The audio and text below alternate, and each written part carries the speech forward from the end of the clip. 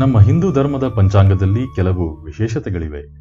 ಅದರಲ್ಲಿ ಅತ್ಯಂತ ಕುತೂಹಲಕಾರಿ ಮತ್ತು ಪವಿತ್ರವಾದದ್ದು ಈ ಅಧಿಕ ಮಾಸ.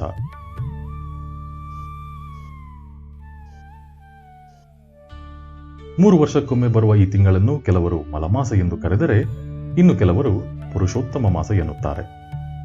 ಈ ಒಂದು ತಿಂಗಳು ನಮ್ಮ ಜೀವನದ ಮೇಲೆ ಎಂತಹ ಪ್ರಭಾವ ಬೀರುತ್ತದೆ? 2026ರ ಈ ಅಧಿಕ ಮಾಸದ ಮಹತ್ವವೇನು? ಎಲ್ಲವನ್ನು ಇಂದಿನ ಸಂಚಿಕೆಯಲ್ಲಿ ತಿಳಿದುಕೊಳ್ಳೋಣ. ಮೊದಲು ಇದು ಏಕೆ ಬರುತ್ತದೆ ಎಂದು ತಿಳಿಯೋಣ. ಸೌರಮಾನ ವರ್ಷಕ್ಕೆ 365 ದಿನಗಳಿದ್ದರೆ ಚಾಂದ್ರಮಾನ ವರ್ಷಕ್ಕೆ ಕೇವಲ 354 ದಿನಗಳಿರುತ್ತವೆ. ಈ ಪ್ರತಿ ವರ್ಷದ 11 ದಿನಗಳ ವ್ಯತ್ಯಾಸವನ್ನು ಸರಿದೂಗಿಸಲು ಪ್ರತಿ 3ನೇ ವರ್ಷ ಒಂದು ಹೆಚ್ಚುವರಿ ತಿಂಗಳನ್ನು ಸೇರಿಸಲಾಗುತ್ತದೆ. ಇದುವೇ ಅಧಿಕ ಮಾಸ. ಇನ್ನು ಪುರಾಣದ ಕಥೆಯ ಪ್ರಕಾರ ಈ ತಿಂಗಳಿಗೆ ಯಾವುದೇ ದೇವತೆ ಅಧಿಪತಿಯಾಗಿರಲಿಲ್ಲವಂತೆ.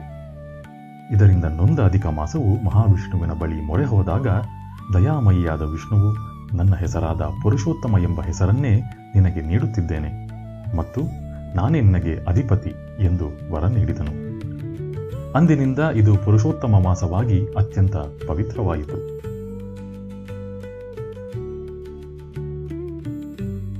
ಅಧಿಕ ಮಾಸದಲ್ಲಿ ಯಾವ ಕಾರ್ಯಗಳನ್ನು ಮಾಡಬಹುದು?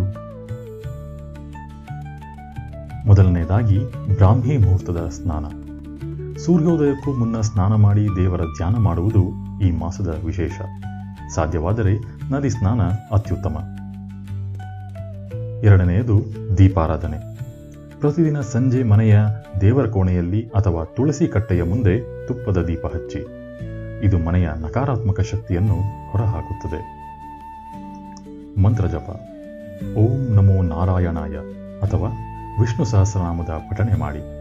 ಈ ಮಾಸದಲ್ಲಿ ಮಾಡುವ ಜಪಕ್ಕೆ ಅಕ್ಷಯ ಫಲವಿದೆ ಎಂದು ಪುರಾಣ ಹೇಳುತ್ತದೆ.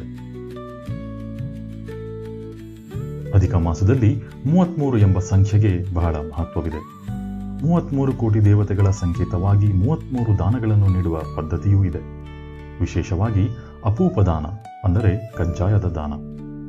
33 ಕಜ್ಜಾಯಗಳನ್ನು ತಾಂಬೂಲದೊಂದಿಗೆ ಬ್ರಾಹ್ಮಣರಿಗೆ ಅಥವಾ ಬಡವರಿಗೆ ನೀಡುವುದರಿಂದ ಪಿತೃದೋಷಗಳು ನಿವಾರಣೆಯಾಗುತ್ತವೆ ಎಂಬ ನಂಬಿಕೆ ಇದೆ. ಕೇವಲ ಸಿಹಿ ಮಾತ್ರವಲ್ಲದೆ ದೀಪದಾನ, ವಸ್ತ್ರದಾನ ಅಥವಾ ಅನ್ನದಾನವನ್ನು ನಿಮ್ಮ ಶಕ್ತಿಯಾನುಸಾರ ಮಾಡಬಹುದು. ಇಲ್ಲಿ ಭಕ್ತಿ ಮುಖ್ಯವೇ ಹೊರತು ಶ್ರೀಮಂತಿಕೆಯಲ್ಲ.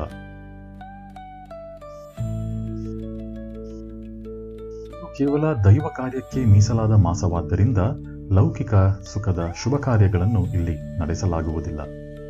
ಮದುವೆ, ಉಪನಯನ, ಗೃಹ ಪ್ರವೇಶ ಅಥವಾ ಹೊಸ ವ್ಯಾಪಾರ ಆರಂಭವನ್ನು ಈ ಒಂದು ತಿಂಗಳು ಮುಂದೂಡುವುದು ಸಂಪ್ರದಾಯ. ಏಕೆಂದರೆ ನಮ್ಮ ಸಂಪೂರ್ಣ ಗಮನ ಈ ಸಮಯದಲ್ಲಿ ಆತ್ಮೋದ್ಧಾರ ಮತ್ತು ಭಗವಂತನ ಕಡೆಗೆ ಇರಬೇಕು ಎಂಬುದು ಇದರ ಹಿಂದಿನ ಆಶಯ. ಸ್ನೇಹಿತರೆ, 2026ರ ಈ ಪುರುಷೋತ್ತಮ ಮಾಸವು ನಮ್ಮ ಜೀವನದಲ್ಲಿ ನೆಮ್ಮದಿ ಹಾಗೂ ಸಮೃದ್ಧಿಯನ್ನು ತರಲಿ. ಈ ಮಾಹಿತಿಯು ನಿಮಗೆ ಇಷ್ಟವಾಗಿದ್ದಲ್ಲಿ ನಿಮ್ಮ ಸ್ನೇಹಿತರೊಡನೆ ಹಂಚಿಕೊಳ್ಳಿ. ಮುಂದಿನ ಸಂಚಿಕೆಯಲ್ಲಿ ಇನ್ನೊಂದು ವಿಷಯದೊಂದಿಗೆ ಭೇಟಿಯಾಗೋಣ. ಧನ್ಯವಾದಗಳು.